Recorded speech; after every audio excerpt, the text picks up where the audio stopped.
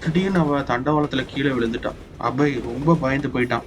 கத்துற சத்தம் ரயில்ல உள்ள எல்லாருக்கும் கேட்டுச்சு. ஆனா அபயால கீழ பார்த்து அவள காப்பாத்த முடியல. மத்த பயணிகள் எல்லாரும் ஷாக்கா இருந்தாங்க. யாருக்குமே ரியாக்ட் பண்ண முடியல. எல்லாருமே அந்த இடத்துல ஃப்ரீஸ் ஆயிட்டாங்க.